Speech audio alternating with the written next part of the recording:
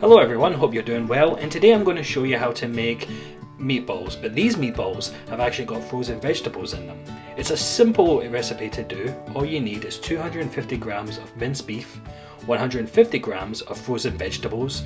I use carrot, broccoli and cauliflower, one medium-sized brown onion, a 400 gram tin of chopped tomatoes and a 70 gram tin of tomato puree. The spices we'll be using will be garlic, parsley, chili powder, I use mild, ginger, cinnamon powder, mixed herbs, grounded black pepper, chili flakes and whole black peppercorn. So to start us off, put the frozen veg into a pot of water, bring to the boil and let it simmer for 20-30 minutes, stirring occasionally. While that's happening, chop up half your onion and put it in a bowl with your mince and massage the two together. Now it's time to add your spices. Put in a quarter teaspoon of garlic powder, parsley,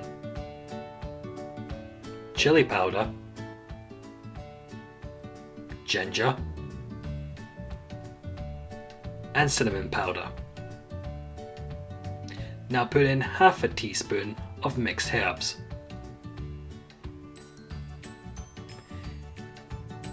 And then put in a sprinkle of grounded black pepper. Once you've added your spices, massage it into the mince like you did with the onions before. Once you've completed all these tasks, your frozen vegetables should be ready.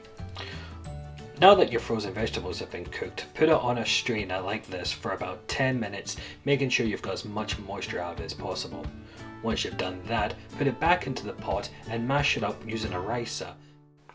And this is what it should look like. Once you've mashed your vegetables, let it cool down for about 5 minutes, making sure there's no water in it as well.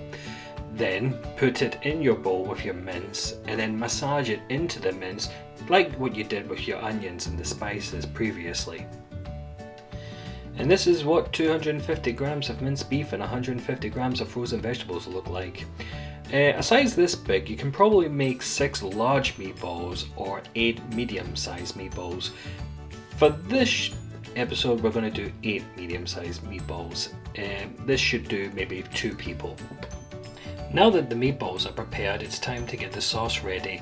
For this task you need a blender. I'm using a countertop blender, but a handheld blender would do. Put the entire tin of chopped tomatoes into your container first. Then scoop out your tomato puree and add that in.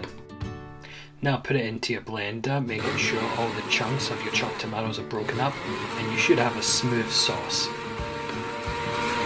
Well, now it's time to start cooking. For this recipe I'm going to use my digital pressure cooker.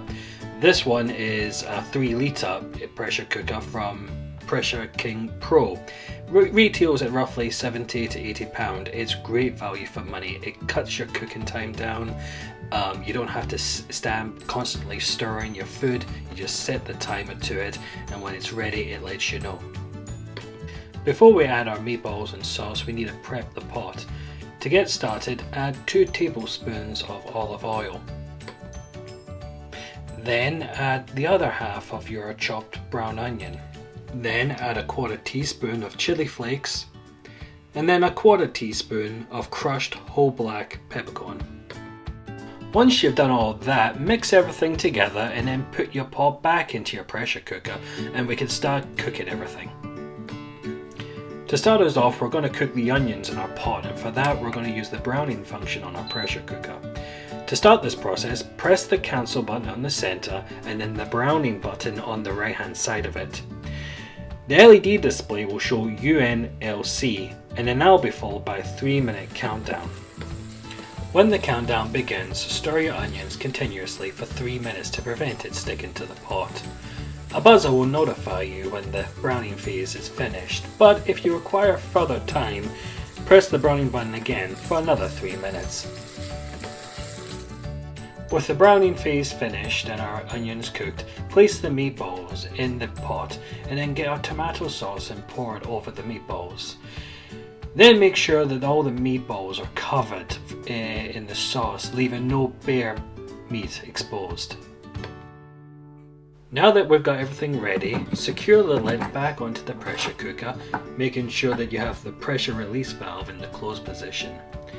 Press the cancel button, then press the meat button, which is the same as the brown button as before, and then set the pressure cooker to P12.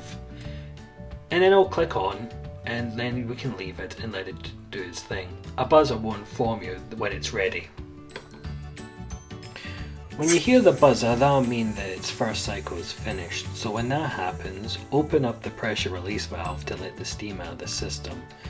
Then when you've done that, remove the lid and with a wooden spoon, mix the meatballs around, turning them over, and then what we're going to do is repeat the process again by closing the lid, closing the pressure release valve, then press the cancel button, the meat button, set it to P12, and the system will start again and repeat the same process. When the buzzer sounds, it's the same process as before. Open up the pressure release valve to let all the steam out, and when that's done, you can now open up your lid and check your meatballs. And there you have it. That's it all finished, ready to be served out to your family. If you look at one of them right now, you would never know there was broccoli and carrot and cauliflower in it, and neither were any fussy eaters in your family.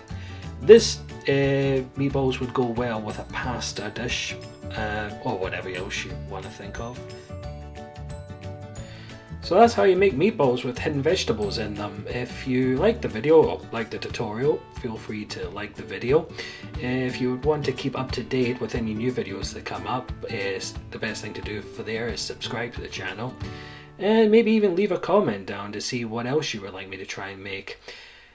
Well, thank you for watching, and I hope you have a nice day.